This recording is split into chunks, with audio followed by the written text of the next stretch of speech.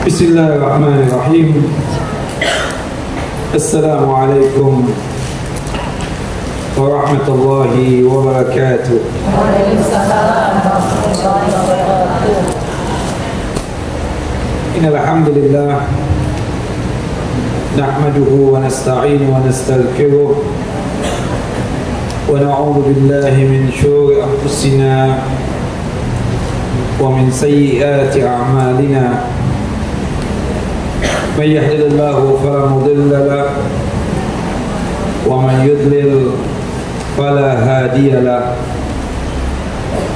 أشهد أن لا إله إلا الله وحده لا شريك له وأشهد أن محمدا عبده ورسوله ولقد قال الله تعالى في القرآن العظيم يا أيها الذين آمنوا اتقوا الله حق تقاته ولا تموتن إلا وأنتم مسلمون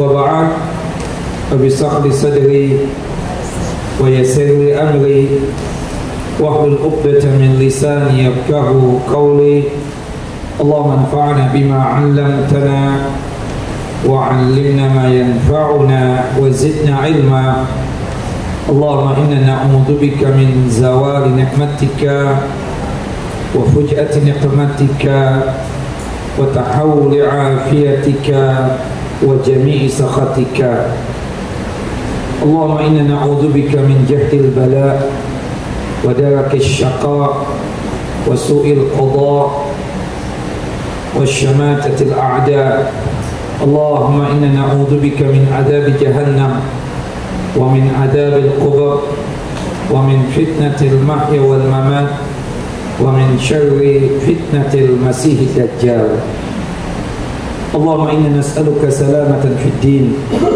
وعافية في الجسد وزيادة في العلم وبركة في رزق وتوبة قبل الموت ورحمة عند الموت ومغفرة بعد الموت اللهم هون علينا في سكرات الموت والنجاة من النار والعفو عند الحساب. Bapak dan Ibu yang dimuliakan oleh Allah Jalla wa'ala, Majelis Ta'lim At-Tahirah yang dalam lindungan dan penjagaan Allah Jalla Jalaluh, melanjutkan kajian kita pembacaan Kitab Tauhid, kitab yang disusun oleh Al-Allamah Al-Muhaddis Al-Faqih Muhammad bin Abdul Wahhab At-Tamimi rahimahullah rahmatan wasi'ah, yang dimana kita masuk pada bab yang ke-17, yaitu berkaitan tentang maja'a anna sababa kufri bani Adam wa tarkihim dinahum huwal ghulu fis salihin. Penyebab utama kekufuran yang terjadi di umat ini adalah berlebih-lebihan dalam mengagungkan dan memuliakan orang-orang saleh. Dalam artian yang lain, haramnya kita untuk mengkultuskan seseorang. Pada bab yang ke-17 ini dijelaskan tentang dalil-dalil tentang keesaan Allah Jalla wa'ala, bahwasanya dialah Allah Jalla wa'ala satu-satunya zat yang pantas untuk disembah. Meskipun demikian, kesyirikan di tengah masyarakat kita itu tetap terjadi. Di antara salah satu penyebabnya adalah pengkultusan terhadap orang-orang saleh, para ulama atau orang-orang yang dianggap alim. Kita memang wajib untuk memuliakan orang-orang saleh. Kita wajib untuk mengagungkan orang-orang yang saleh. Tapi ketika penghormatannya itu sama seperti penghormatan kepada Allah Jalla wa'ala, ketika pemuliaannya sama seperti pemuliaan kita kepada Allah Jalla Jalaluh, maka pada saat itu seseorang telah jatuh ke dalam dosa syirik, dan syiriknya adalah syirik besar. kita sangat paham, sangat mengerti ya. Awal mula terjadinya kesyirikan itu di zaman Nabi siapa? Nabi Nuh alaihissalam. Setelah 10 generasi sejak zaman Nabi Adam alaihissalam, belum ada yang namanya dosa syirik tersebut. Baru terjadi kesyirikan tersebut di zaman Nabi Nuh alaihissalam, yang dimana sebab utamanya terjadinya kesyirikan itu apa? Dikarenakan kaum Nabi Nuh alaihissalam terlalu berlebihan dalam mengagungkan dan memuliakan orang-orang soleh. Disebutkan dalam surah Nuh, surah yang ke-71 ayat 23, Allah Jalla wa Ala berfirman, wa qalu la tadarunna alihatakum wa la tadarunna waddaw wa la su'a wa la suwa'a wa la yaqusa wa ya'uqa wa nasra. Dan mereka kaum Nabi Nuh alaihissalam berkata, janganlah sekali-kali kamu wahai Nuh ya meninggalkan penyembahan Tuhan-Tuhan kalian, dan janganlah kalian meninggalkan penyembahan kepada Wa, Su'a, Yagus, Ya'uq dan Nasr. Jadi mereka mengatakan kepada kaumnya sendiri, dikenakan dakwahnya Nabi Nuh alaihissalam yang mengajak kepada ilah yang tunggal, ilah yang esa, yaitu Allah Jalla wa Ala. Kemudian kaumnya itu berkata satu dengan yang lainnya, janganlah kalian meninggalkan sembahan-sembahan kalian selama ini.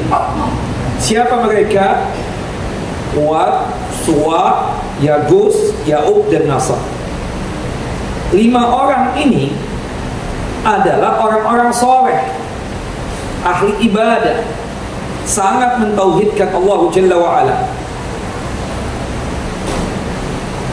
Mereka ini ketika meninggal dunia, kaum Nabi Nuh alaihissalam tadi berkumpul untuk bermusyawarah bagaimana caranya kita agar kita tersebut bisa mengenang mereka. Karena bagaimanapun Wat, Su'a, Yagus, Ya'uq dan Nasr punya jasa yang luar biasa kepada kita. Kita bisa beribadah kepada Allah Jalla wa Ala karena jasanya mereka tersebut. Syaitan mulai membisikkan kata-kata apa? Mengenang mereka. Sampai pada akhirnya ya, mereka tersebut dibisiki oleh syaitan dengan cara agar mereka tersebut membuat berhala atau patung-patung yang berwujud wajah-wajah orang-orang soleh tadi. 5 orang soleh, hafalkan, ada pertanyaan nanti. Wat, Su'a, Yagus, Ya'uq dan Nasr. Kemudian dengan atas dasar bisikan syaitan tadi, muncullah usulan dan ide. Bagaimana kalau kita membuat berhala mewujudkan wajah-wajah Wat, Su'a, Yagus, Ya'uq dan Nasr yang kita tempatkan di gedung-gedung kita, di majlis-majlis kita, di tempat-tempat utama kita seperti pasar dan tempat-tempat berkumpul. Disepakatilah oleh mereka. Terjadilah apa yang terjadi. Syaitan juga membisiki kaum tersebut untuk menamai patung-patung tersebut sesuai dengan nama-nama mereka. Su'a, Yagus, Ya'uq dan Nasr. Kaum tersebut pun ya mengamini bisikan syaitan tersebut. Ketika patung-patung tersebut belumlah disembah oleh mereka, generasi pertama, mereka tetap meyakini subhatnya apa? Kita cuma sekedar ya untuk melihat dan mengenang mereka saja. Artinya kalau kita maksiat dengan melihat ya patung-patung yang berwujud wajah-wajah mereka, gambar-gambar mereka, membuat kita bertaubat lagi kepada Allah Jalla wa Ala, membuat kita kembali lagi ke jalan Allah Jalla Jalaluhu. Asal mulanya seperti itu. Sampai akhirnya pada generasi ya yang keempat terjadilah apa yang terjadi. Generasi yang pertama belum terjadi kesyirikan. Generasi yang kedua belum terjadi kesyirikan. Generasi yang ketiga mulai nunduk-nunduk kepala ketika melewati patung dan berhala tersebut. Nah, generasi keempat mereka ruku dan sujud dan menyembah itu berhala, dan mereka mengatakan, ini loh sembahan kita, ini loh yang disembah oleh nenek moyang kita. Itulah asal mula terjadi apa? Kesyirikan. Allahu Akbar. Diutuslah Nabi Nuh alaihissalam. Apa yang terjadi sudah menjadi darah daging mereka. Mereka menganggap 5 berhala tadi itu adalah sembahan mereka, sembahan nenek moyang mereka. Nabi Nuh alaihissalam diutus. Berat dakwah yang dijalankan oleh Nabi Nuh alaihissalam. Bahkan lama betul dakwahnya, sampai Allah Jalla wa'ala mengirim tsunami besar kepada mereka. Berapa tahun dakwahnya? 950 tahun. Bayangkan, lama luar biasa. Berapa dapat pengikut? 40. Tidak sampai 80 orang. Ya, tidak sampai 80 orang. Subhanallah. Akhirnya terjadilah apa yang terjadi. Allah memerintahkan Nabi Nuh alaihissalam untuk membuat kapal, kemudian ya mengangkut ya anggaplah 80 orang ini ke dalam kapal tersebut. Kemudian ya binatang-binatang sepasang-sepasang ada juga di kapal tersebut. Kemudian Allah Jalla wa'ala mengirim tsunami besar untuk mereka. Mereka yang menyembah Wat, Su'a, Yagus, Ya'uq dan Nasr tersebut, semuanya dibinasakan oleh Allah Jalla wa'ala. Seperti itu. Nah, kita melihat dari sudut awal ya, kenapa terjadinya kesyirikan tadi itu? Dikarenakan sebab apa? Terlalu berlebihan di dalam mengagungkan dan memuliakan orang-orang saleh. Bapak dan Ibu yang dimuliakan oleh Allah Jalla wa'ala, di sini ada beberapa dalil yang dibawakan oleh Syekh rahimahullah rahmatan wasi'ah. Dalil yang pertama berkaitan tentang gulu. Apa yang disebut dengan gulu itu? Berlebih-lebihan dalam memuliakan dan mengagungkan orang-orang alim atau orang-orang saleh. Kata gulu ya, itu fi'il mudhari yang mengandung masdar berupa isim nakirah, yaitu guluwat. Berdasarkan kaidah ilmu fiqih, jika datang isim nakirah dalam konteks kalimat negatif atau larangan, maka maknanya bersifat umum, sehingga larangan pada ayat ini mencakup semua jenis gulu masalah agama apapun. Tidak hanya sekedar memuliakan dan pengagungan kepada orang-orang saleh. Ya, di dalam masalah bersikap pun juga jangan sampai kita tersebut berlebihan. Contohnya, kita tahu ya, dalam masalah puasa, kita dianjurkan untuk berpuasa sunnah. Puasa sunnah itu ada puasa sunnah yang tahunan, seperti puasa 6 hari di bulan Syawal, kemudian 9 hari yang pertama bulan Dzulhijjah, termasuk puasa Arafahnya, kemudian Tasu'a dan Asyura tanggal 9 dan tanggal 10 Muharram. Kemudian puasa sunnah yang sifatnya bulanan, puasa 3 hari setiap bulan, Ayyamul Bid, tanggal 13, 14 dan 15. Kemudian ada puasa sunnah yang sifatnya pekanan, itu puasa Senin Kemis. Dan juga ada puasa sunnah yang sifatnya harian, daily, yaitu puasa Nabi Daud alaihissalam. Nah, kita memilih untuk melakukan puasa tadi itu. Nah, seseorang dianggap gulu dan berlebihan di dalam melaksanakan puasa-puasa sunnah tadi ketika dia melaksanakan puasa seluruhnya. Misalnya di antara ibu sudah melaksanakan puasa Nabi Daud alaihissalam, itu sudah bagus banget. Tapi gulunya apa? Ibu nambah lagi puasa Senin Kemis, kemudian nambah lagi puasa Ayyamul Bid. Itu yang dilarang oleh Nabi SAW. Karena memang pada hakikatnya kita tidak boleh puasa setiap hari. Kalau sekiranya bapak dan ibu melaksanakan puasa Nabi Daud alaihissalam, puasa Nabi Daud kalau kita fullkan 1 bulan full, itu berapa hari? 15 hari.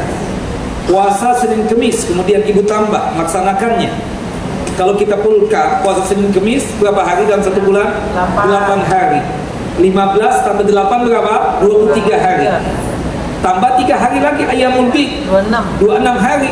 Itu yang dilarang oleh Nabi SAW. Ketika ada di antara bapak dan ibu menggabungkan puasa sunnah yang harian, yang pekanan, dan bulanan, berarti bapak dan ibu gulu dalam masalah agama.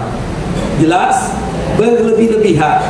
Padahal jika kita sudah melaksanakan puasa Nabi Daud alaihissalam, itu sudah mewakili puasa Senin Kemis. Jika kita sudah melaksanakan puasa Senin Kemis, itu sudah mewakili puasa Ayyamul Bid. Puasa Nabi Daud alaihissalam 15 hari, itu mewakili banget Senin Kemis yang 8 hari. Jika kita sudah melaksanakan puasa Senin Kemis 8 hari kan dalam satu bulan, itu sudah mewakili banget puasa yang 3 hari. Dan ini yang dilarang oleh Nabi kepada sahabat yang mulia Abdullah bin Amr bin As radhiyallahu anhuma, ketika beliau ingin puasa setiap hari. Ya Rasulullah, wajibkan aku puasa selain Ramadan. Kata Nabi, puasa 3 hari setiap bulan. Ya Rasulullah, aku mampu lebih daripada itu. Inni atiku afdalu min dzalik. Kalau begitu kata Nabi, sum yauman wa aftiru yaumaini. Berpuasa 1 hari, berbuka 2 hari. Puasa apa? Senin Kemis. Kata Abdullah bin Amr bin As radhiyallahu anhuma, inni atiku afdalu min dzalik. Aku mampu lebih daripada itu. Kata Nabi, sum yauman wa aftiru yauman. Berpuasa 1 hari, berbuka 1 hari. Fadzaka siyamud Daud. Itulah puasa Nabi Daud alaihissalam, puasa yang sangat dicinta dan disuka oleh Allah Jalla wa Ala. Sempat-sempatnya Abdullah bin Amr bin As radhiyallahu anhu mengatakan, aku mampu lebih daripada itu. Tidak, kata Nabi, tidak pula yang demikian. Kemudian pilihannya apa dari 3 puasa tadi? Daud. Puasa Nabi Daud. Praktek yang dilakukan oleh Abdullah bin Amr bin As, apakah beliau puasa Senin Kemis juga? Tidak. Apakah beliau juga puasa Ayyamul Bid? Tidak juga. Berarti kesimpulannya, menurut keterangan para ulama, bahwasannya jika kita sudah melaksanakan puasa Nabi Daud alaihissalam, maka puasa itu sudah mewakili puasa apa? Senin dan Kemis. Sudah mewakili juga puasa Ayyamul Bid.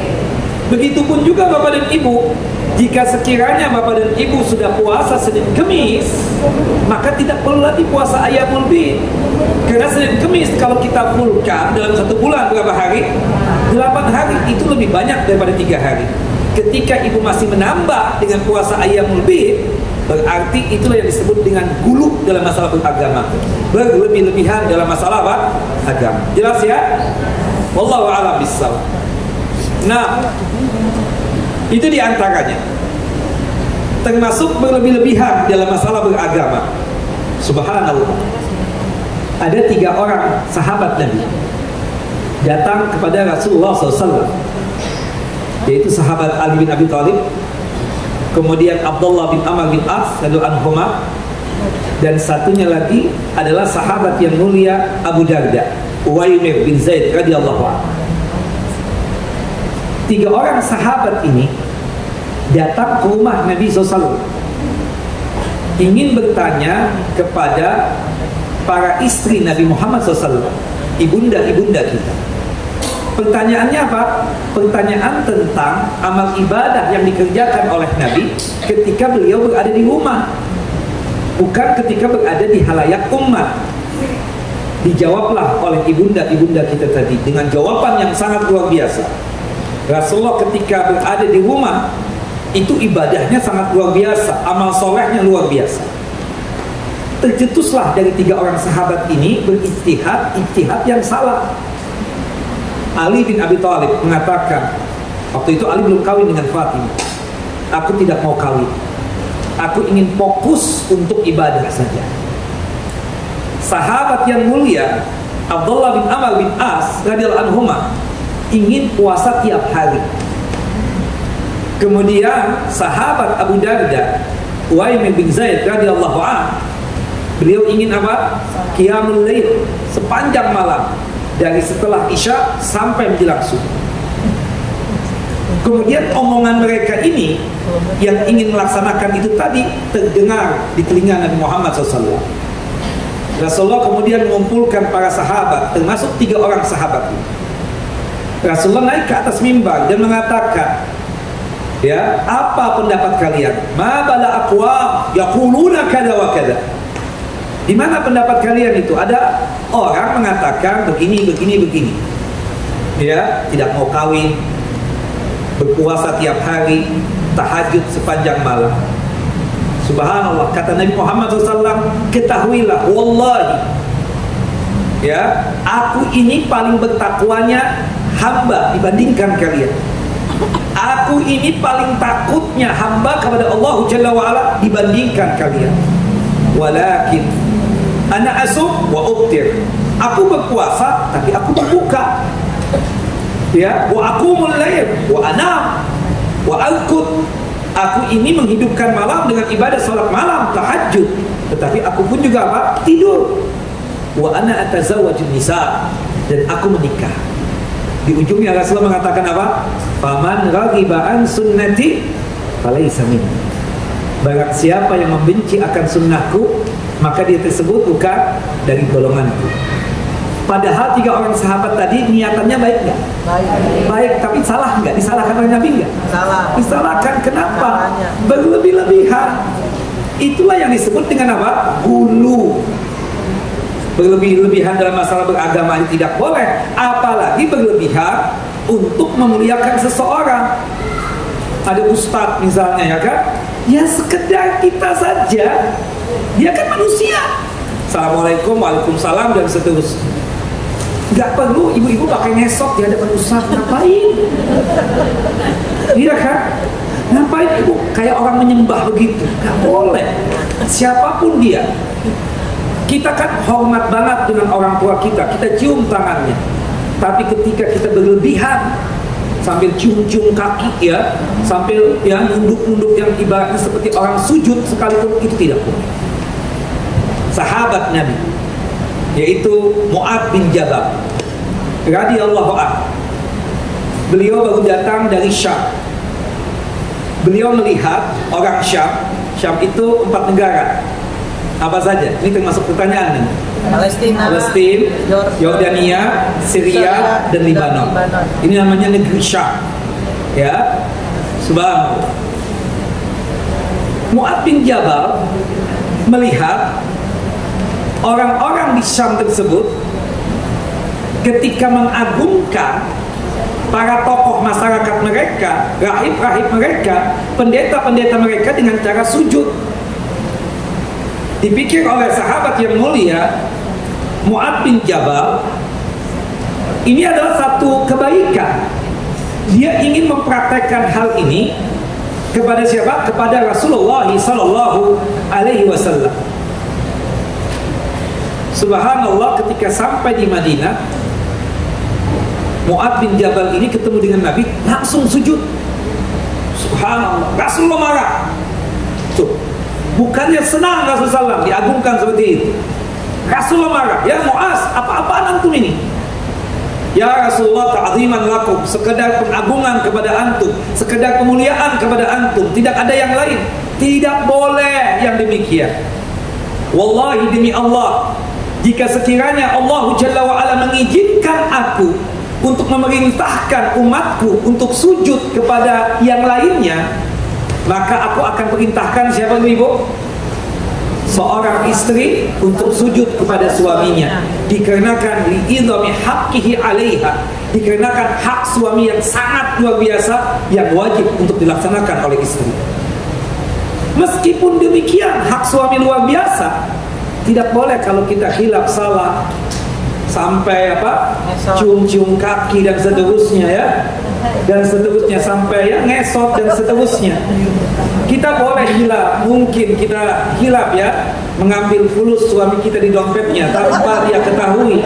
Kemudian ketika dia sadar, dia ngomel, marah, kemudian ibu merasa salah, kemudian minta ampun dengan dia dengan cara sujud. Haram. Sudahlah, minta maaf dan minta diikhlaskan saja. Atau mungkin kebetulan ibu tahu banget ya pinnya ATM suami, kemudian ketika suami sudah tertidur gelap, kemudian sudah dikasih obat tidur, ibu sudah memastikan itu dia sudah tidur pulas, ibu ambil misalnya ATM yang ada di dompetnya itu, kemudian ibu langsung itu ya mentransfer uang dia yang ada di ATM-nya ke rekening ibu misalnya dengan jumlah ya 3 digit misalnya. Ketika suami misalnya sudah tersadarkan ke ATM 0 isinya, dia marah, siapa ini? Dia tahu nih perbuatan istrinya. Ibu salah yang sebesar itu sekalipun, ya tinggal kembalikan fulusnya aja jika masih ada. Sudah, bukan dengan cara apa? Nyembah-nyembah dia minta ampun seperti itu. Jelas ibu? Jelas. Apalagi ustaz, ya kan? Bapak, posisi bapak lebih tua daripada saya. Ngapain bapak pakai cium tangan saya? Nggak perlu.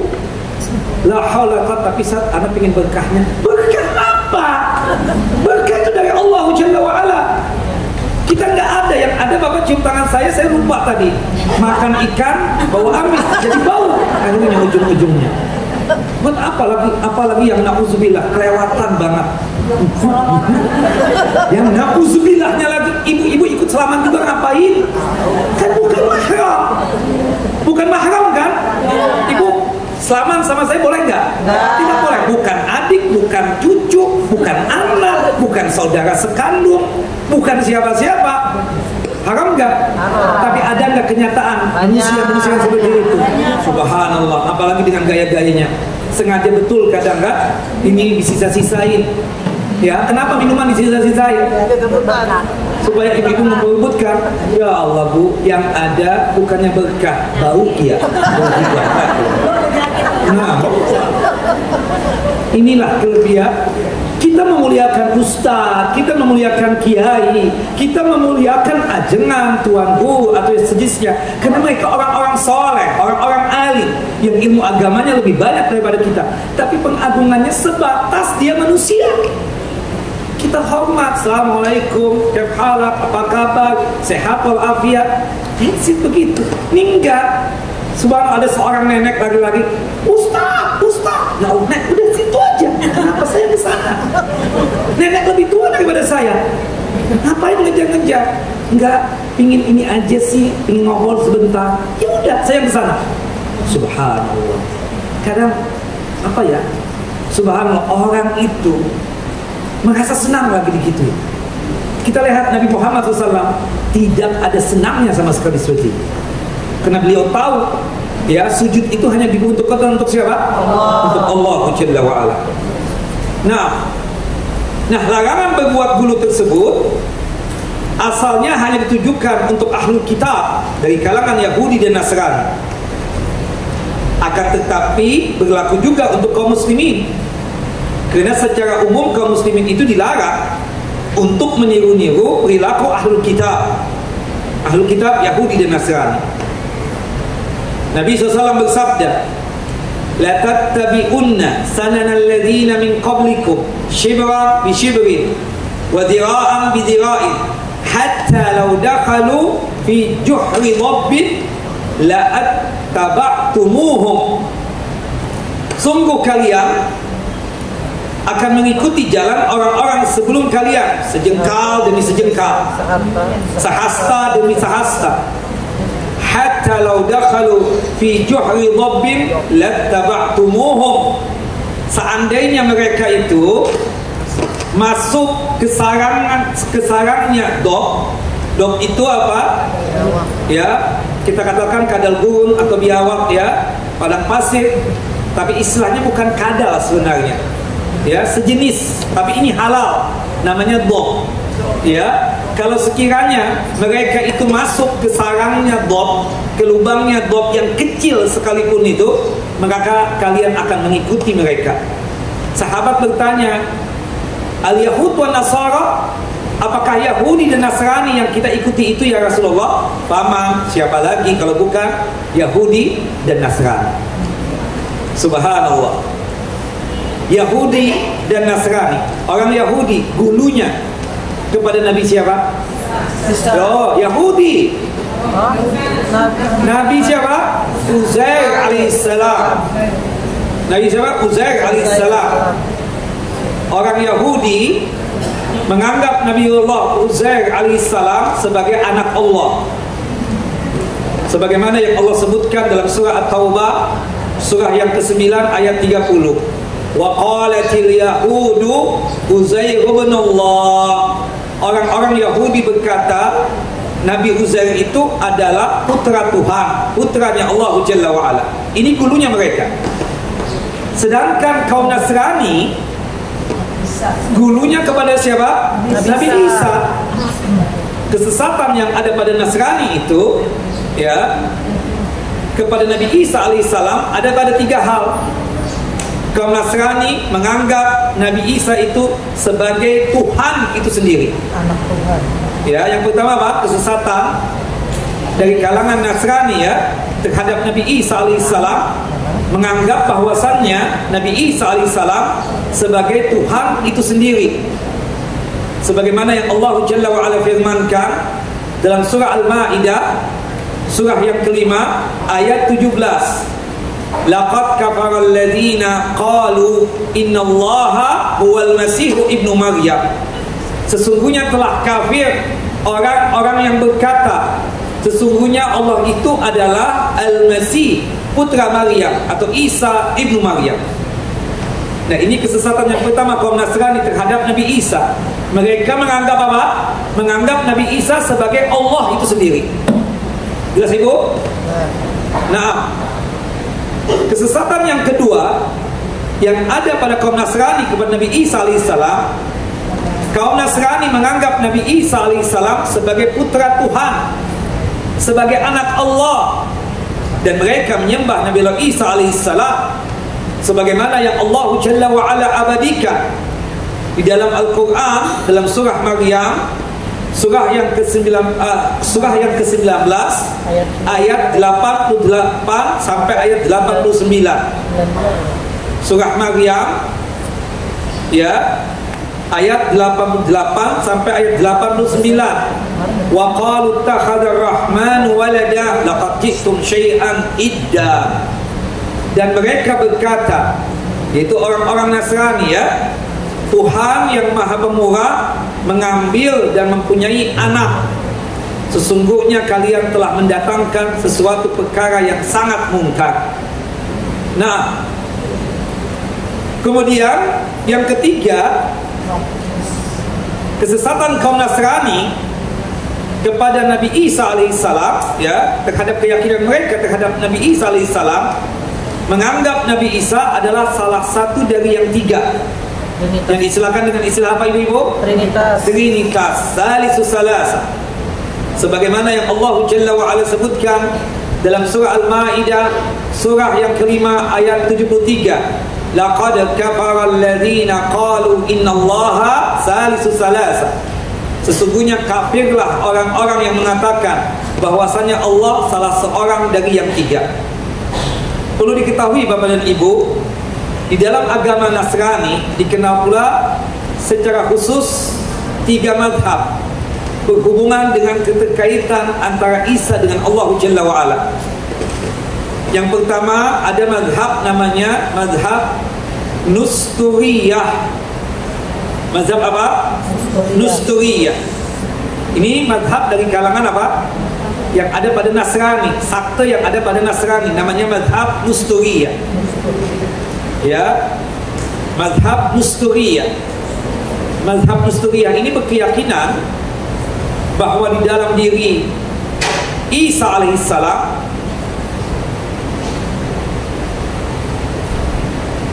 ada 2 tabiat. Ya, di dalam agama Nasrani dikenal pula secara khusus 3 mazhab berhubungan dengan keterkaitan antara Nabi Isa alaihissalam dengan Allah Jalla wa Ala. Mazhab yang pertama mazhab apa? Nusturiyah. Mazhab Nusturiyah ini berkeyakinan bahwa di dalam diri Nabi Isa alaihissalam ada 2 watak, ada 2 tabiat. Yang pertama tabiat Tuhan, yang kedua tabiat manusia. Yang pertama tabiat Tuhan, yang kedua tabiat manusia. Mereka menganggap bahwasannya Allah Jalla wa Ala menempati diri Nabi Isa alaihissalam sebagaimana air menempati botol atau gelas seperti ini. Jelas ya? Nah, di antara konsekuensi pendapat ini adalah tidak boleh mengatakan Maryam melahirkan Tuhan. Menurut mereka ya. Jadi menurut mereka Isa adalah manusia biasa yang memiliki sifat-sifat manusia. Demikian pula tatkala Isa alaihissalam berada di dalam rahim ibunya. Namun setelah itu terjadi perpaduan antara Nabi Isa dengan Allah. Waliyadzubillah. Ini jelas kekufuran dan ini jelas kesyirikan. Nah, di dalam Islam ada juga sekte sesat yang seperti madhab Nusturiyah tadi dari kalangan Nasrani. Di dalam Islam ada juga. Apa namanya? Al-Uluhiyah, Al-Ululiyah, ya. Atau yang sering disebut ya, kita katakan Al-Ululiyah itu artinya apa? Allah Jalla wa'ala menepati tubuh manusia, ya. Itu di dalam kalangan ya, satu sesat dari kalangan Islam juga ada punya keyakinan begitu. Al-Uluhiyah, Al-Hululiyah, Al-Hululiyah. Kalau di negeri kita tuh ada seseorang tuh, ya, namanya apa? Syekh Siti Jenar. Ketika ditanya siapa kamu, saya Tuhan, ya, subhanallah, na'udzubillah min dzalik. Itu apa? Sakte sesat yang ada dalam Islam apa? Uluhiyah. Nah, bagaimana Allah Jalla wa'ala dengan tegas mengkafirkan Nasrani yang berkeyakinan bahwa Allah Jalla wa'ala bersatu dengan Isa yang merupakan seorang manusia mulia. Lalu bagaimana lagi dengan mereka yang mengatakan bahwa Allah Jalla wa'ala bersatu dengan setiap manusia tanpa terkecuali? Kalau kaum Nasrani, sesatnya itu mengatakan Allah bersatu dengan tubuhnya Nabi Isa. Nabi Isa adalah makhluk yang mulia. Kalau hululiyah ini meyakini Allah bisa bersatu dengan siapapun manusianya, mau soleh ataukah tidak soleh. Waliyadzubillah. Kalau keyakinan Nusturiyah dari kalangan madhab Nasrani tadi Allah menganggap sesat dan menganggap kafir, bagaimana lagi kalau misalnya seperti keyakinan hululiyah tadi yang menganggap Allah bisa bersatu dengan kita semuanya? Itu lebih apa? Lebih sesat lagi. Waliyadzubillah. Nah, itu sakte sesat yang pertama dari kalangan kaum Nasrani, namanya apa? Mazhab Nusturiyah. Yang kedua, ibu-ibu, mazhab sesat dari kalangan Nasrani, sakte sesatnya namanya Yakubiyah. Yakubiyah. Mereka dari kalangan sakte sesat dari kalangan Nasrani, mazhab Yakubiyah ini berkeyakinan bahwa Nabi Isa alaihissalam hanya memiliki satu tabiat, yaitu tabiat Tuhan yang sekaligus merupakan tabiat manusia. Jadi sakse sesat yang kedua dari kalangan Nasrani, yang mereka sesat dalam masalah berkeyakinan terhadap Nabi Isa. Kalau mazhab Yakubiyah ini berkeyakinan bahwa Nabi Isa alaihissalam hanyalah memiliki satu tabiat, yaitu tabiat Tuhan, tapi di dalamnya sekaligus merupakan tabiat manusia. Mereka berpandangan, mereka berpendapat, mereka berkeyakinan bahwa Allah bersatu dengan Nabi Isa alaihissalam, layaknya susu bersatu dengan kopi yang tidak bisa dipisahkan. Kopi susu sudah jadi kopi susu, bisa nggak dipisahkan lagi? Yang mana kopi dan susu? Tidak bisa. Termasuk juga misalnya ya teh susu juga. Kalau sudah bersatu teh dengan apa? Dengan susu sudah bersatu, bisa nggak kita pisahkan? Ini teh, ini kopi, tidak. Nah, menurut keyakinan sakte sesat yang kedua dari kalangan Nasrani tentang kesesatan mereka kepada Nabi Isa alaihissalam, yaitu madhab Yakubiyah, Nabi Isa itu ya, mereka menganggap Nabi Isa itu memiliki tabiat Tuhan yang sekaligus merupakan tabiat manusia. Mereka berpendapat bahwasanya Allah Jalla wa'ala bersatu di tubuhnya Nabi Isa alaihissalam yang tidak bisa dipisahkan, sebagaimana kopi dengan susu sudah bersatu, yang dikatakan oleh kita dengan sebutan kopi susu, tidak bisa dipisahkan lagi. Keyakinan ini mirip di dalam Islam ada juga, namanya apa? Al-Ittihadiyah. Al-Ittihadiyah itu kita katakan bahwasannya Ya, Allah bersatu dengan apa? Dengan makhluk. Bersatu dengan makhluk. Nah, jelas? Ini keyakinan yang sesat ya. Sama dengan keyakinan siapa tadi? Sekte Jenar juga kan menganggap dirinya sudah bersatu dengan Tuhan. Allah bersatu dengan apa? Dengan Tuhan. Nah, jelas ibu-ibu? Baik. Namanya apa? Al-Ittihadiyah. Al-Ittihadiyah. Al-Ittihadiyah. Baik, kalau yang pertama tadi Al-Hululiyah, itu Allah Jalla wa Ala ya menempati manusia yang bisa jadi suatu saat akan keluar. Itu bedanya. Kalau Al-Ittihadiyah ini bersatu selama-lamanya. Jelas ya? Bedanya apa dengan yang pertama tadi? Kalau yang pertama tadi Al-Hululiyah itu dia menempati, Allah menempati tubuhnya manusia, tapi tidak selama-lamanya. Suatu saat akan berpisah juga. Makanya keyakinan seperti ini kan menganggap bahwasannya itu manusia punya dua watak, watak Tuhan dan watak manusia. Jelas ya? Tapi kalau Al-Ittihadiyah itu keyakinan apa? Allah bersatu dengan tubuhnya manusia dan tidak bisa dipisahkan lagi. Jelas ibu-ibu? Tidak jelas.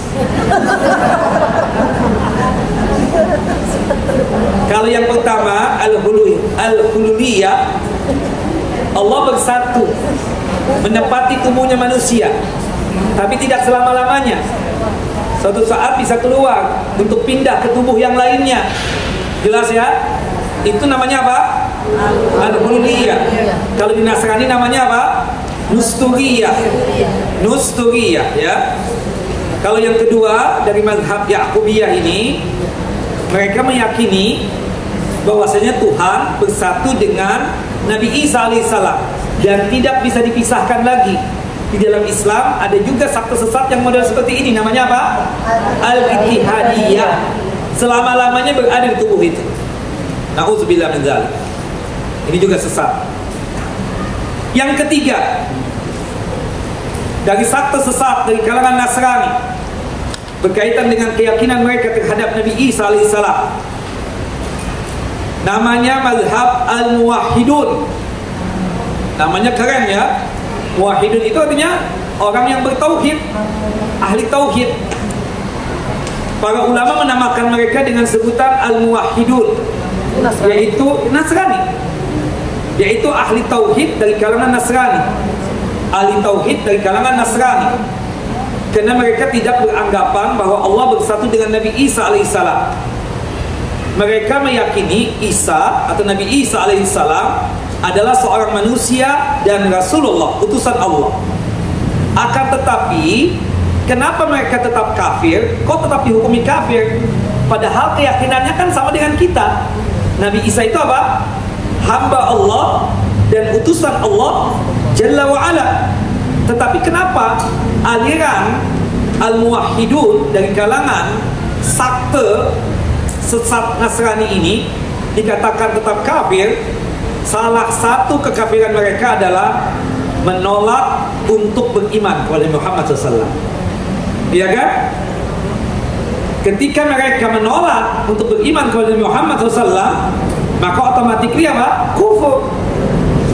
Ketika mereka masih beragama Nasrani, tidak mau untuk masuk agama Islam, maka tetap apa? Hukumnya kufur.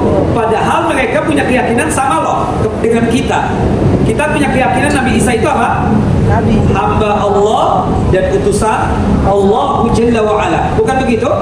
Nah, tapi kenapa aliran Al-Muwahhidun dari kalangan Nasrani ini tetap kita hukumi kafir? Kenapa sebabnya?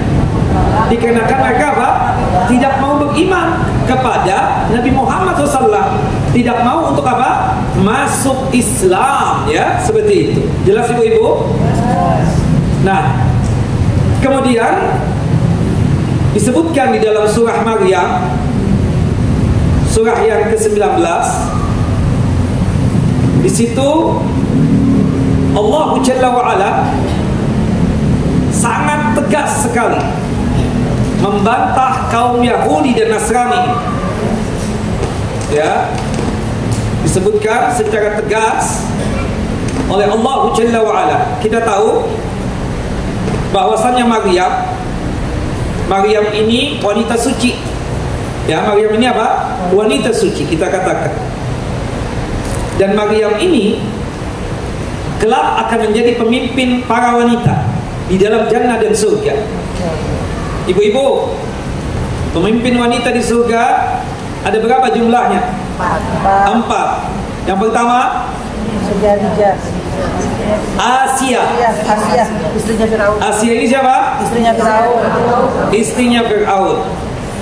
Tapi dia muslimah. Yang kedua siapa? Maryam. Yang ketiga Ibunda Khadijah. Yang keempat Fatimah, putri Nabi Muhammad SAW dari Ibunda Khadijah. 4 wanita ini kelak akan menjadi apa? Pemimpin wanita di surga kelak. Jelas ibu-ibu? Hafalkan, karena ini ada pertanyaan juga nanti. Kemudian selanjutnya kita tahu Maryam wanita suci. Ya, Maryam, subhanallah. Apa artinya Maryam itu, ibu? Maryam bukan bahasa Arab. Maryam itu artinya khadimatullah, pelayannya Allah Jalla wa'ala. Jadi ceritanya Hana, ibunya Maryam, itu bernazar jika beliau hamil dan punya anak, maka beliau bernazar anaknya tersebut akan ditempatkan di Baitul Maqdis yang ada ya di Masjidil Aqsa. Akan ditempatkan di mana? Di Masjidil Aqsa yang ada di Baitul Maqdis. Suaminya Hana siapa namanya? Imran. Makanya surah yang ketiga surah apa? Ali Imran. Keluarga apa? Keluarganya Imran. Imran ini kita katakan apa? Subhanallah, orang alim, soleh. Ya, dia ini adalah kakeknya Nabi Isa alaihissalam. Ketika Hana dan Imran yang pada saat itu sudah lanjut, sudah tua, sedang duduk-duduk di teras rumah beliau. Hana ini memperhatikan ada burung dara yang asyik bermain dengan anak-anaknya, bercengkrama dengan anak-anaknya. Kemudian Hana berkata kepada Imran, suaminya, wahai suamiku, izinkan aku untuk bernazar. Kata Imran, apa yang engkau inginkan dengan nazarmu itu? Aku ingin hamil, aku ingin punya anak. Tadinya Imran tidak mau. Janganlah, kata Imran, jangan bernazar seperti itu. Ingin menempatkan anaknya di Baitul Maqdis, di Masjidil Aqsa. Kata Hana mengingatkan Imran, Imran, kita sudah tua. Ini jikalau kita punya anak, rasa tidak mungkin kita ini punya anak. Sudah tua, udah aki-aki dan nenek-nenek. Akhirnya itu yang membuat Imran mengizinkan Hana untuk bernazar. Subhanallah, dalam perjalanannya sudah nenek-nenek nih, hamil. Berkat apa? Kebesaran dan agungan Allah Jalla wa'ala. Allah yang menganugerahkan Hana hamil. Subhanallah, dalam perjalanannya Imran meninggal dunia, tidak menyaksikan lahirnya Maryam. Nah, singkat cerita, Hana melahirkan. Hana apa? Hana apa? Melahirkan. Diganti aja kalau bersek-bersek. Hana apa? Melahirkan.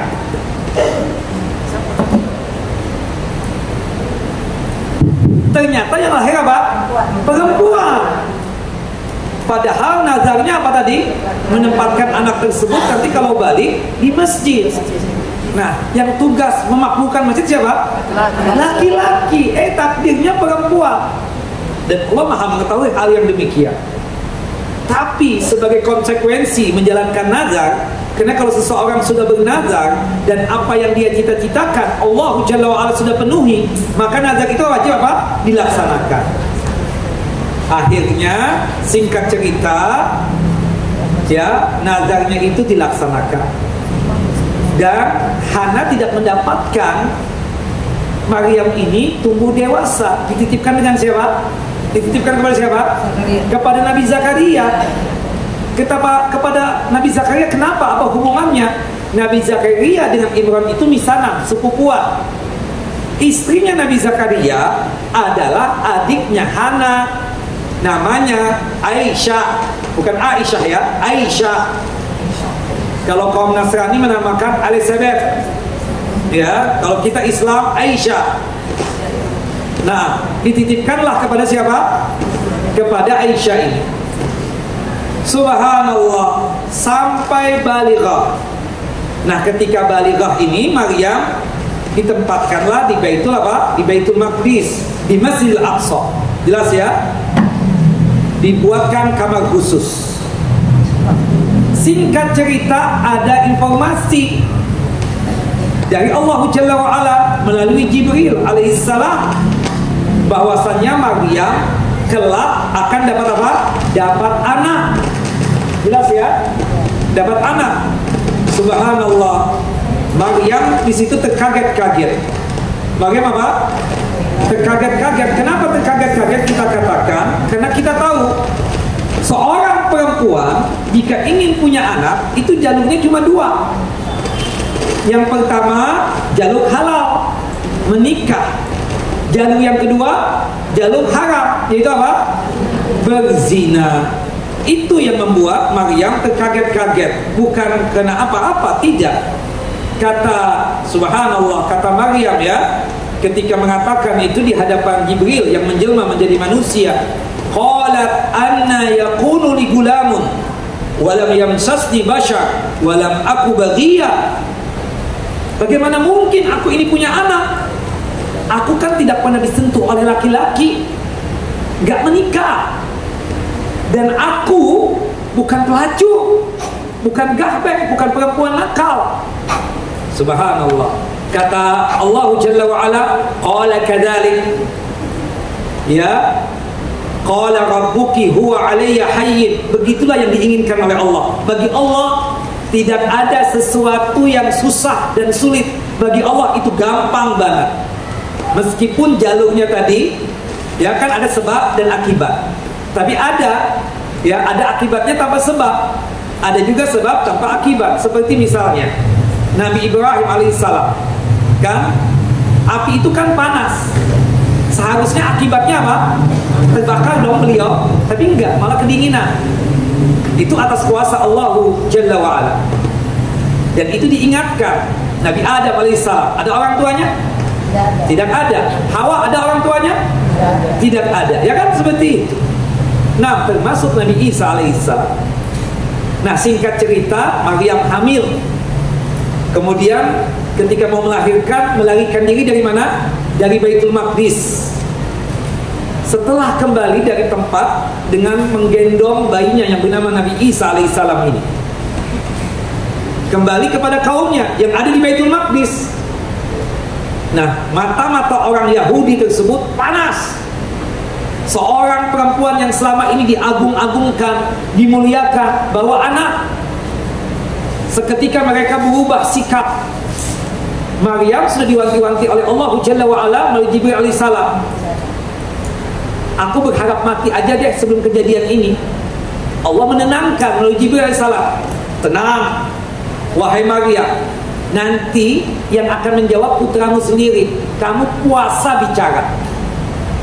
Subhanallah, ketika mendatangi kaumnya, fa'atat bihi qaumaha tahmilu.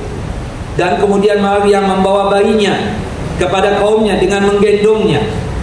Qalu ya Maryamu laqad ji'ti syai'an fariya. Kata orang-orang Yahudi tersebut, wahai Maryam, engkau datang kepada kami dengan membawa sesuatu yang sangat mungkar. Punya anak, tidak ada suami, kamu berzina ya. Subhanallah, ucapan mereka itu sangat menyakitkan hati. Maryam diam, tidak mengeluarkan sepatah kata. Nah, orang Yahudi tabiat mereka, kalau itu nggak mempan untuk menghinakan, ditambah-tambah bawa-bawa keluarga.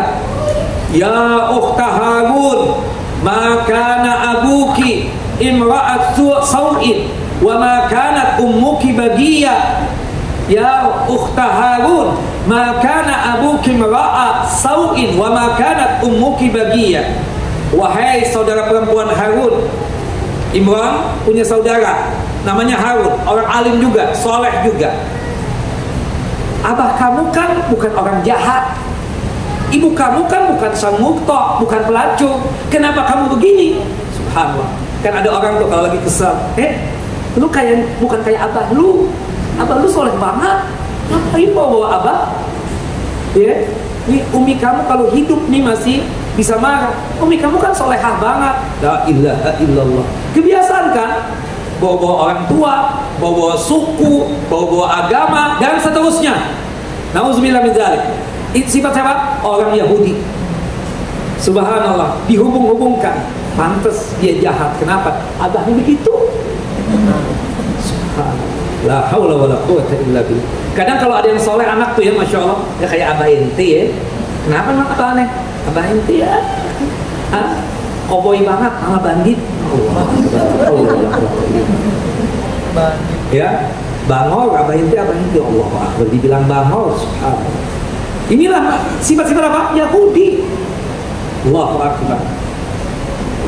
Tapi Maryam tidak mau untuk menjawab. Sampai pada akhirnya fa'asyarat ilaihi.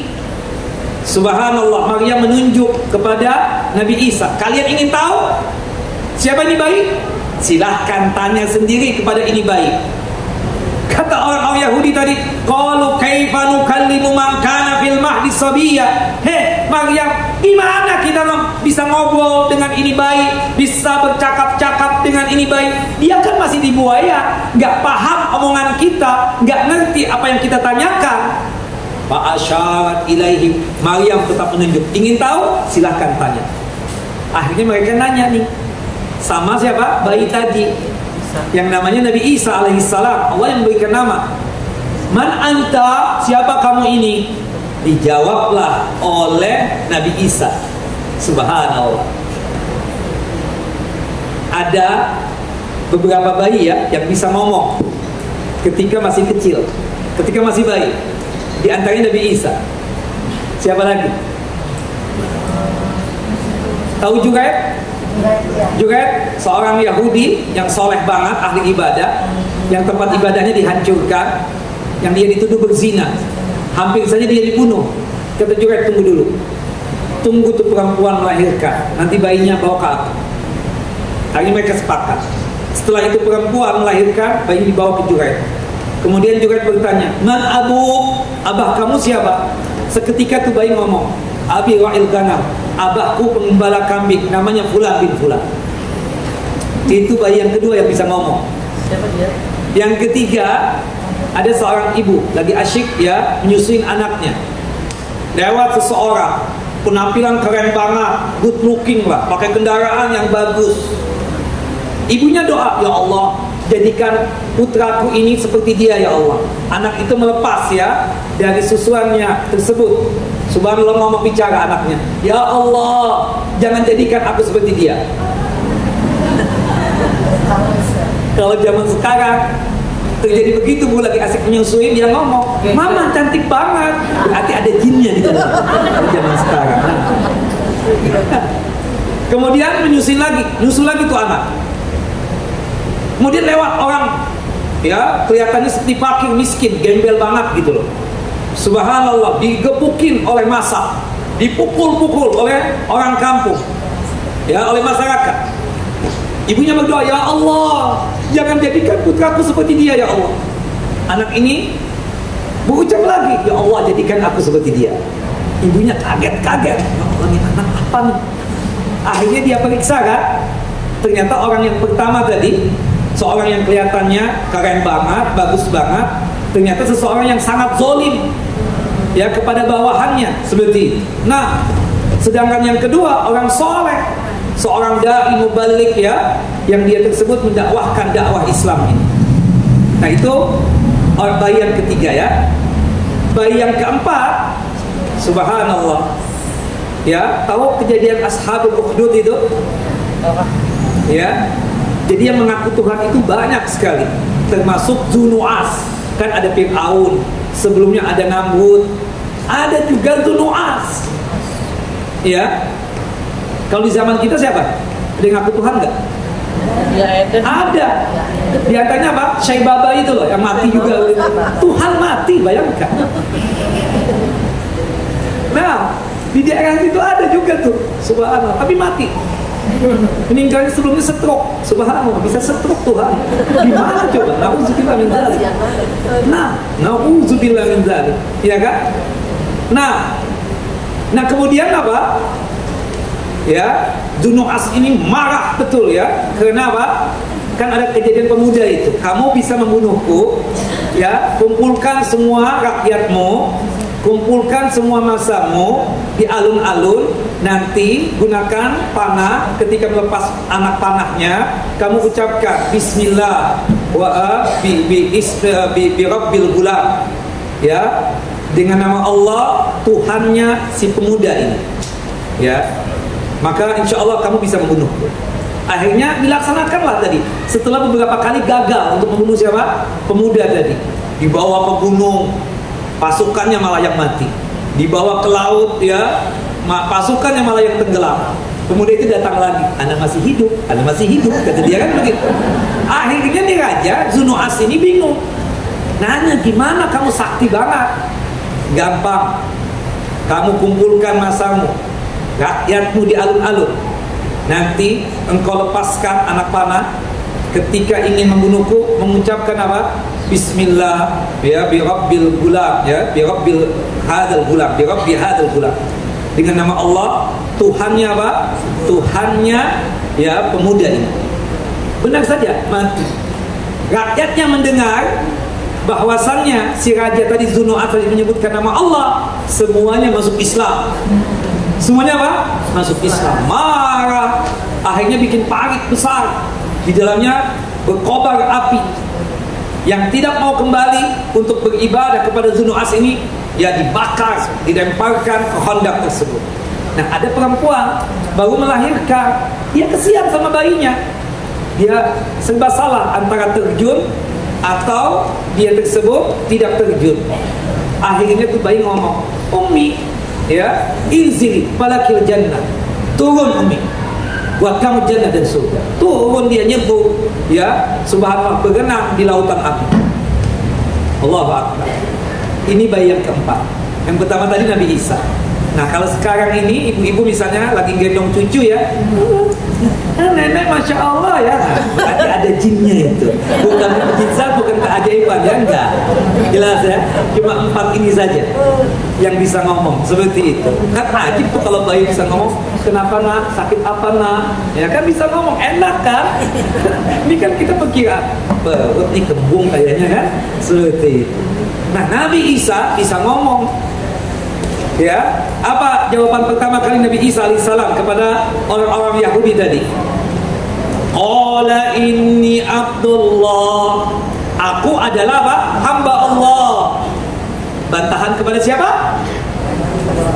Kepada siapa? Kaum Nasrani. Karena kaum Nasrani menganggap Nabi Isa apa? Tuhan itu sendiri. Kemudian menganggap Nabi Isa sebagai anak Tuhan. Menganggap Nabi Isa ya bagian daripada Tuhan, Salisus Salasa, Trinitas itu. Sebagaimana yang Allah sebutkan dalam surah Al-Maidah ayat yang ke-73. Nah, ataniyal kitaba wa ja'alani nabiyya. Kemudian Nabi Isa melanjutkan omongannya, aku kelak akan diberikan kitab. Kitab apa namanya? Injil. Dan aku kelak akan dijadikan sebagai nabi. Ini bantahan kepada siapa? No. Nasrani yang pertama tadi. Yang kedua siapa? Yahudi. Karena orang Yahudi ini menuduh Maryam berzina. Dianggap Nabi Isa itu ya anak jadah, anak dari hasil zinanya Maryam dengan sepupunya misanannya yang bernama Yusuf bin Yakub An-Najjar. Itu tuduhannya Yahudi. Jadi satu ayat ini yaitu surah Maryam ya ayat 30 itu membantah dua golongan sekaligus, Nasrani dan Yahudi. Jelas ibu-ibu? Nah, tayyib. Nah, kemudian ya disebutkan ini berkaitan dengan apa? Gulunya Yahudi dan Nasrani. Jelas Bapak Ibu? Nah, jadi kalau gulunya orang Yahudi itu menganggap Nabiullah Uzair alaihissalam sebagai apa? Anak Tuhan. Sedangkan gulunya kaum Nasrani terhadap Nabi Isa menganggap Nabi Isa itu sebagai Allah itu sendiri, Tuhan itu sendiri. Kemudian menganggap Nabi Isa sebagai anak Tuhan. Kemudian yang ketiga menganggap Nabi Isa adalah salah satu dari yang tiga yang disebut dengan istilah apa? Trinitas. Nah, dari sini ya kita terlarang ya untuk apa? Mengkultuskan orang-orang yang dianggap soleh, siapapun dia. Tidak boleh untuk apa? Mengkultuskan.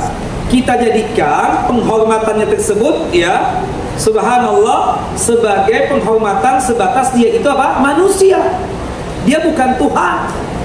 Ya. Dia bukan apa? Juga bukan nabi. Bahwasannya ya kita katakan nabi saja kalau misalnya memuliakannya itu sama seperti pemuliaan kepada Allah Jalla wa'ala, tidak boleh. Sebagaimana yang terjadi dengan siapa? Dengan kaum Yahudi menganggap Nabiullah Uzair alaihissalam sebagai putra Tuhan. Sama seperti kaum Nasrani yang pemuliaannya itu kelewat batas, menganggap Nabi Isa itu sebagai Tuhan itu sendiri, menganggap putra Tuhan dan Trinitas tadi itu. Waliyadzubillah. Nah, termasuk tadi kan awal mula terjadinya kesyirikan itu apa sebabnya? Dikarenakan pengkultusan kepada orang-orang soleh. Ada hadiah hari ini? Ada. Baik, pertanyaan buat ibu-ibu dulu Pak ya. Siapa 5 orang soleh yang dikultuskan oleh kaum Nabi Nuh alaihissalam? Hafalan, bukan melihat catatan. Angkat tangan siapa? Ya ibu. Wa Su'a, Yagus, Ya'ub dan Nasr. 5 orang. Wa Su'a, Yagus, Ya'ub dan Nasr. Ini 5 orang saleh yang ada di zaman siapa? Nabi Nuh alaihissalam yang mereka kultuskan, yang pada akhirnya terjadilah awal mula kesyirikan yang ada di muka bumi ini. Jelas Bapak dan Ibu? Jelas. Saya pertanyaan buat Bapak-bapak. Nah, tadi ada 3 keyakinan yang sesat yang ada pada kaum Nasrani kepada Nabi Isa alaihissalam. Sebutkan 3-tiganya Pak. Bapak monggo. Siapa bantu Pak?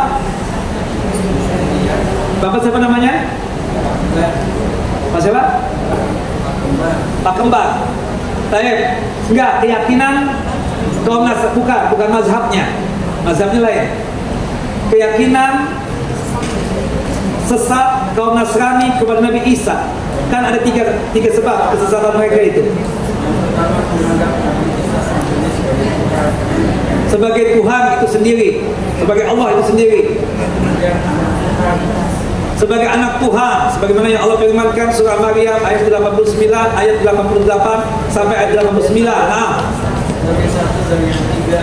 ya, istilahnya apa Pak? Trinitas. Jelas ibu-ibu? Baik, ibu-ibu. Siapa yang bisa jawab ini? Sebutkan 1 dari 3 dari madhab sakte sesat kaum Nasrani berhubungan dengan keterkaitan antara Isa dengan Nabi Allah, dengan Allah Jalla wa'ala. Tadi kan ada 3 madhab yang sesat ya. Sebutkan 1 tapi jelaskan kenapa tuh yang 1 itu sesat, kenapa sebabnya. Ibu yang belakang. Ya ibu, berdiri ibu. Tidak kedengaran suaranya.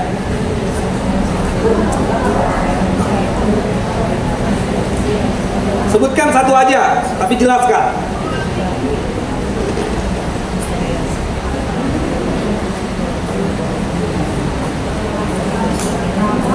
Apa Bu? Kedengaran?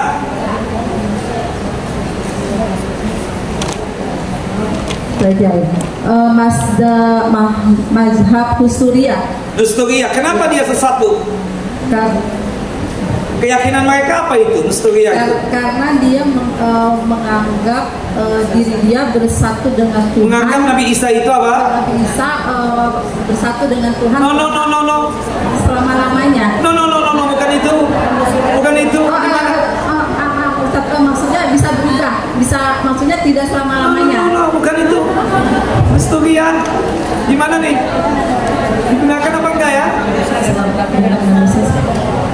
Nusturia itu punya keyakinan terhadap Nabi Isa bahwasanya tabiatnya Nabi Isa memiliki apa? Tabiat. Dua tabiat. Dua tabiat. Tabiatnya apa? Tabiat pertama dia menyatu dengan. Enggak. Tabiatnya apa? Ya Ibu.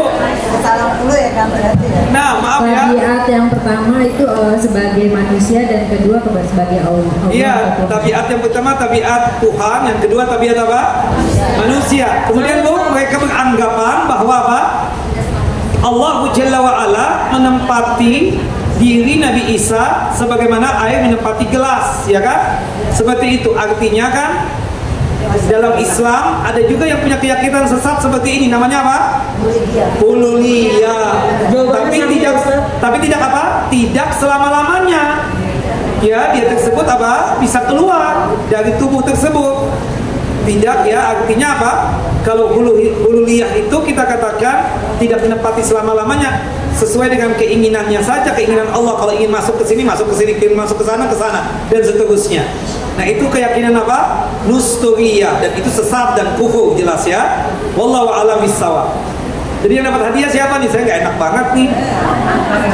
Ibu ya, maaf ya Bu ya, Ibu yang sana ya tadi ya. Taib yang kedua, Bapak-bapak. Ada 3 mazhab sesat tadi, kaum Nasrani, terhadap hubungan dengan keterkaitan antara Nabi Isa dengan Allah Jalla wa Ala. Ya Pak, siapa nama Bapak? Siapa nama Bapak? Saudara. Sukara. Ya Pak Sukara. Ya. Hah? Yakubiyah. Oke. Kenapa Pak Yakubiyah itu?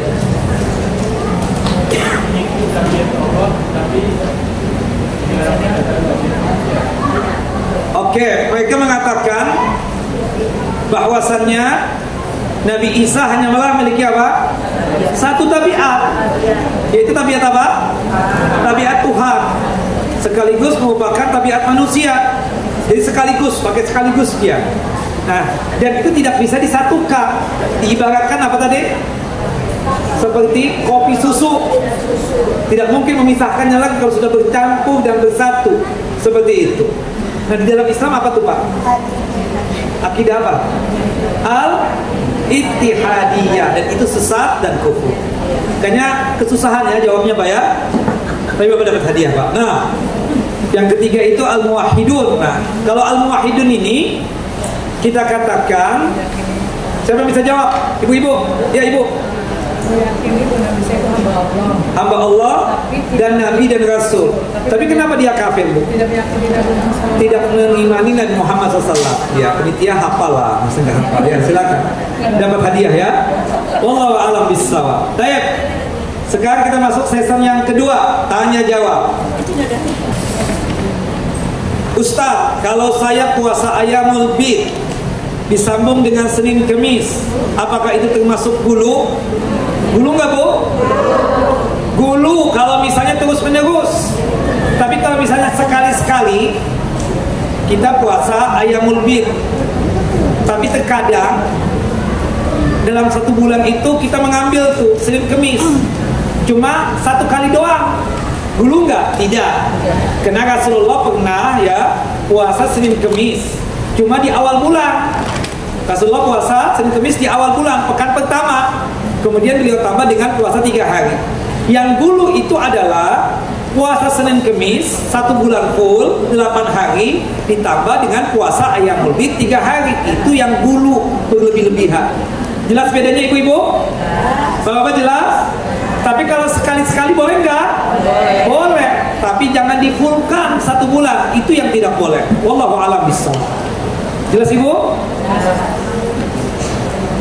Ustadz, sekiranya saya ini kan biasa puasa Ayyamul Bid, kebetulan jatuh hari Senin, boleh nggak sekalian saya niatkan selain puasa Ayyamul Bid juga puasa hari Senin?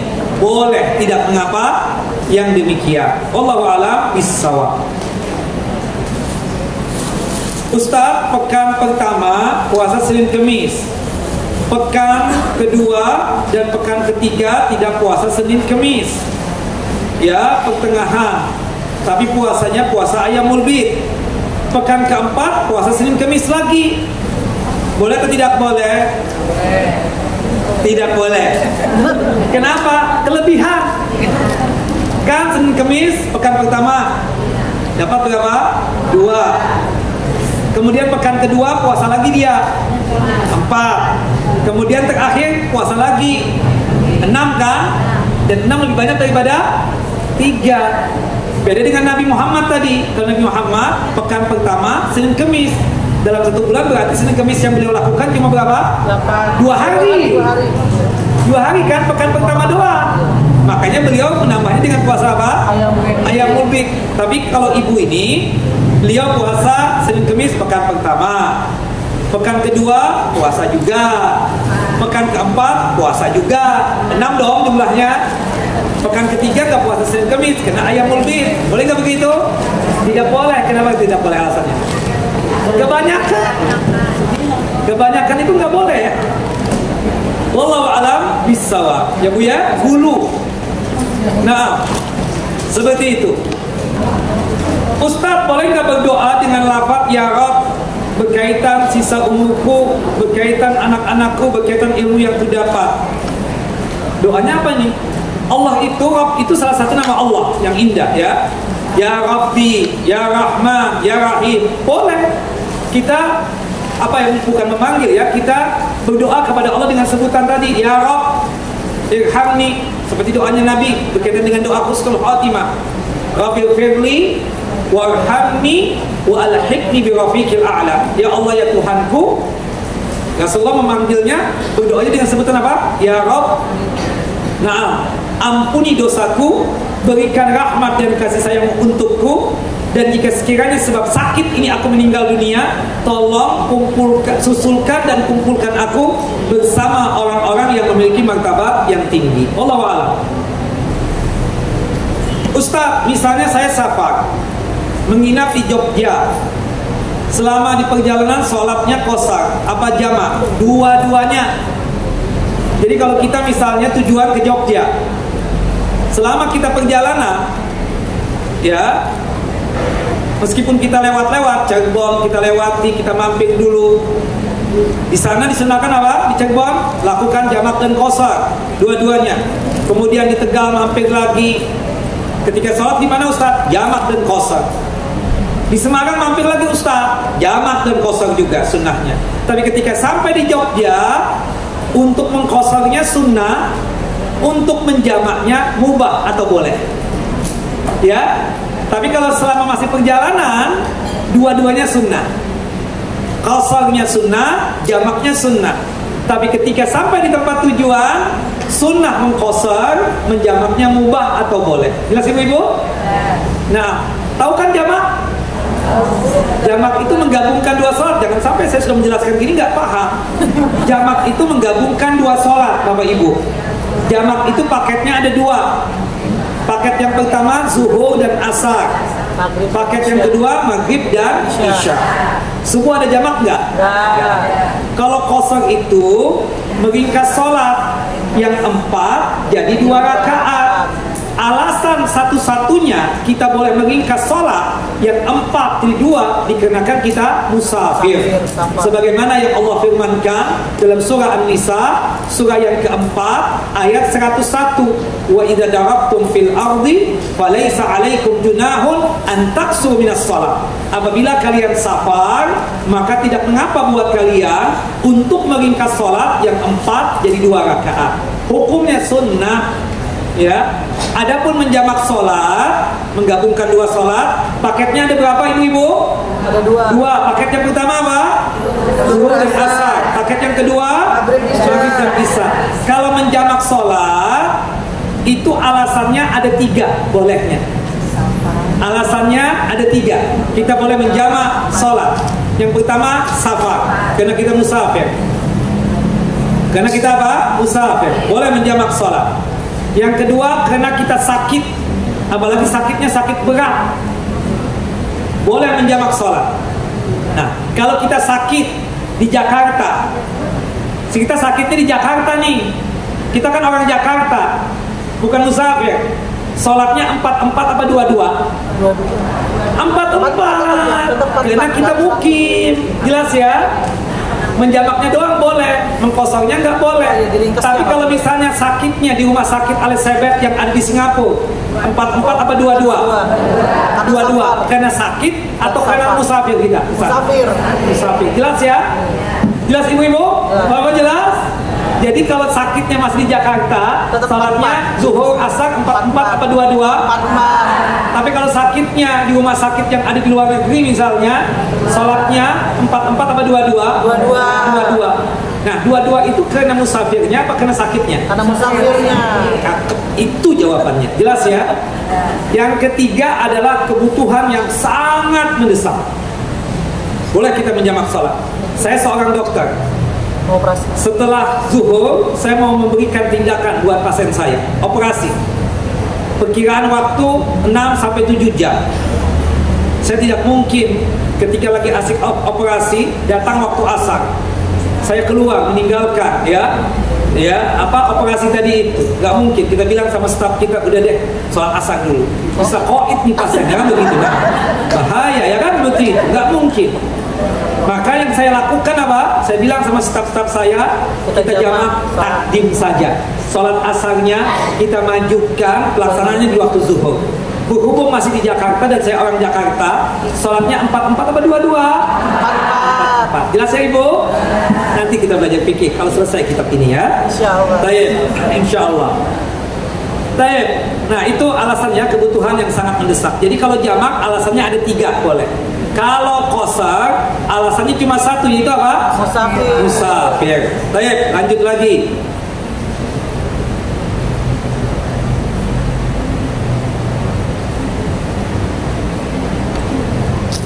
Ustaz, jika ada orang yang berhutang kepada kita berupa logam mulia, saat membayar ke kita dicicil, tapi dibayar dengan cash, apakah itu boleh? Tidak boleh. Pinjam emas, bayarnya emas. Mau emas lama, emas baru sama, nggak boleh tuh. Ibu utang sama saya, emas misalnya apa? Emas lama. Kemudian bayarnya emas baru, misalnya 2 gram, nggak boleh. Pinjamnya kan 1 gram, kembalikannya juga apa? 1 gram. Nggak boleh karena misalnya ya ibu merasa ini apalah kita katakan, akhirnya mengasihkan, ini kan bagus kan emasnya. Kalau punya inti kan ya misalnya lama, kemudian ketika bayar 2 gram emas misalnya, nggak boleh. Itu namanya apa? Riba. Termasuk juga ketika kita pinjam dolar.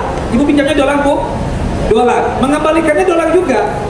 Dolarnya apa? Dolar Australia, dolar Amerika, apa dolar Singapura? Dolar Amerika Ustaz. Kembalikan juga apa? Dolar Amerika. Tapi kan Ustaz, ini 10 tahun yang lalu loh Ustaz, itu dolar kan masih, maaf, 10.000 Ustaz.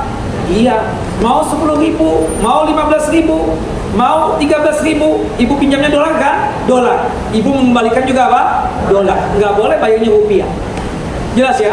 Kalau bayarnya rupiah, riba di situ. Jelas ya? Jelas ibu? Jadi itu yang disebut dengan apa? Ya itu masalah fikih ya. kita katakan pinjam emas, bayarnya emas. Pinjam perak, bayarnya perak.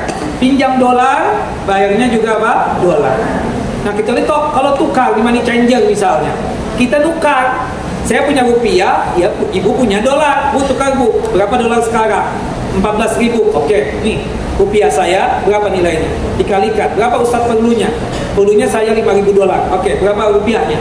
Sekian. Nah, kita bayar seperti itu. Itu ya ada biadin, transaksinya di situ. Tapi kalau kita hutang dulu ya 5.000, nanti saya bayar pekan depan pakai rupiah, ada riba. Ini riba ya. Jelas Ibu? Wallahu a'lam bissawab. Jadi emas, hutangnya emas tuh orang, bayarin juga harus apa? Emas. Berarti mencicilnya pun juga apa? Emas juga. Berapa gram dia utang Bu? 10 gram. Dia cicil setiap bulan 1 gram, 1 gram, 1 gram. Emas juga. Yang 24 karat, 24 karat juga bayarnya. Wallahu a'lam bissawab. Ustadz, saya pedagang nasi bok, sering mendapatkan pesanan untuk berbagai macam acara. Bagaimana kalau ada acara ini? Ya, paham semua ya maksudnya? Bolehkah saya bayar? Bapak Ibu jangan pakai tanya, buat apa? Jangan kepo dan udul, akhirnya jadi hukum baru lagi.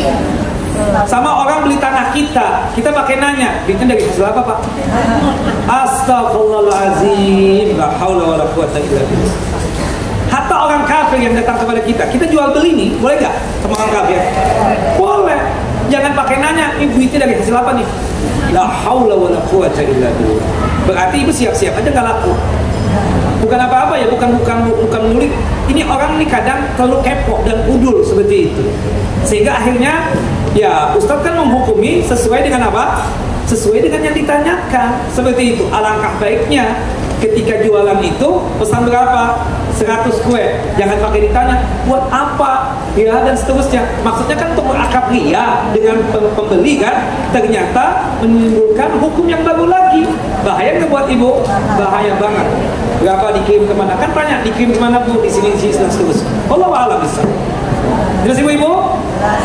Saya nggak mau meneruskan, pasti panjang nih cerita ini ya. Wallahu a'lam bishawab. Apalagi bulan ini nih, ya kan banyak yang pesan nih.